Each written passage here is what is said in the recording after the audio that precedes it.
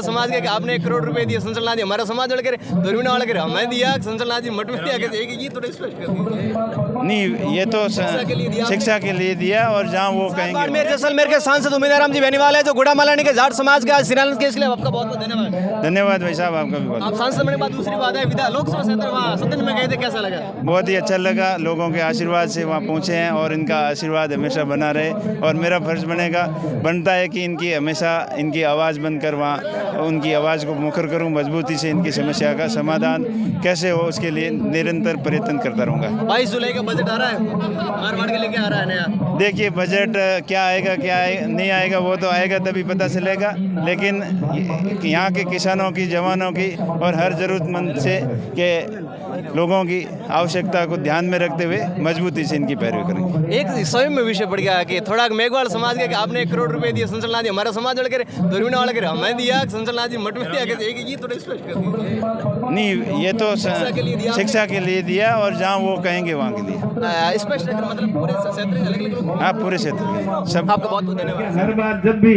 समाज के सामने कोई बड़ी इस तरीके का निर्णय लेने की जरूरत पड़ती है तो हर बार आप समझदारी दिखाते हुए सही और सटीक निर्णय लेते हो, तो आप सबका बहुत बहुत आभार।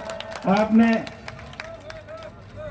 जो हेमाराम जी के मार्गदर्शन में सभी कांग्रेस के नेताओं में जो चुनाव प्रचार के दौरान जो बातें हमने बोली, आपसे रिक्वेस्ट की, वो सारी की सारी बातें आपने जो हमने कहा उससे 1.25 गुना रूप में मानी, इसलिए आपका बहुत बहुत आभार। मैं आपका हमेशा ऋणी रहूंगा क्योंकि आप जिस सोच और विचार के साथ चलते हो वो आपकी सोच और विचार हमेशा सही रहता है। पीछे विधानसभा के चुनाव भी लड़े थे, उस समय थोड़ी सी निराशा जरूर हाथ लगी, लेकिन आप लोगों ने निराश नहीं होने दिया। आपने यही बोला कि आप हिम्मत रखो और फिर से मैदान में आओ और हम सब आपके साथ में हैं, तो आप लोगों का भरपूर सहयोग रहा। तो मैं भी आपसे वादा करता हूं कि हमेशा आप लोगों के बीच में रहकर आप लोगों की आशा और उम्मीद के ऊपर पूरा खरा उतरूंगा। आदरणीय हेमाराम जी, कन्नड़ साहब, समस्त कांग्रेस के वरिष्ठ नेता और गुरुजी जगरामपुरी जी महाराज का जो मार्गदर्शन रहेगा, उसी मार्गदर्शन के अंदर समाज को नई ऊंचाइयों तक कैसे ले जाएं, 36 कौम के लोगों को साथ में रखते हुए अपने थार की अपनायत, अपना भाईचारा कायम कैसे रहे, इसके लिए निरंतर प्रयास रखूंगा और अपने समाज के वरिष्ठ लोगों के मान और सम्मान में कभी कमी नहीं आने दूंगा। ये मैं आप लोगों से वादा करता हूं। अपने क्षेत्र की खूब सारी समस्याएं भी हैं, तो आपने मुझे देश की सबसे बड़ी पंचायत के अंदर भेजा है, तो मैं जिम्मेदारी के रूप से आपकी हर समस्या का वहां मजबूती से पैरवी करूंगा। चाहे आपके किसानों के लिए यहाँ पानी की समस्या रहती है, आदरणीय हेमाराम जी के खूब प्रयास रहे अपने क्षेत्र के अंदर नहर लाने का, और इस नहर को और आगे तक कैसे बढ़ाएं, और जब सीजन होती है, पानी की बारी आती है, तब आपको आंदोलन की जरूरत नहीं पड़े। इसके लिए मैं हमेशा प्रयत्नशील रहूंगा कि आपका पानी, आपका हक पूरा मिले, नहर का आगे तक विस्तार हो, किसानों के समय पर बिजली आए, फुल वोल्टेज से बिजली आए, जो पेंडिंग कनेक्शन है वो भी अतिशीघ्र पूरे हो, और किसानों के जो लोड की समस्या है, जो फीडर की समस्या है, ट्रांसफार्मर की समस्या है, जर्जर लाइनों की समस्या है, उन सभी समस्याओं का मजबूती से हल निकालने के लिए प्रयास करूंगा।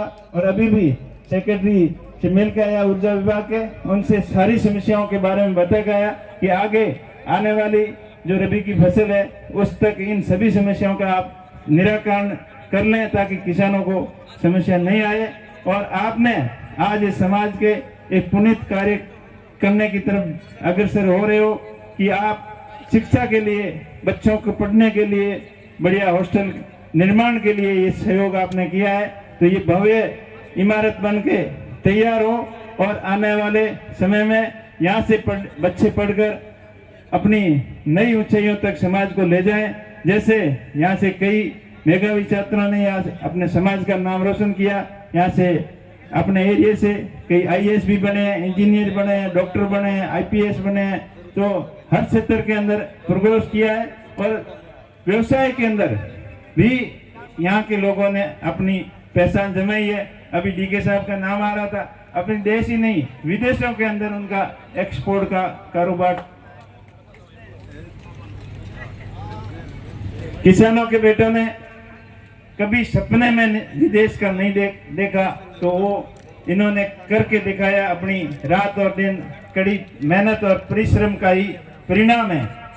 इसी वजह से अपन प्रोग्रेस जो क्षमता के साथ, विचारों के साथ, अच्छी सोच के साथ में जो प्रोग्रेस किया है,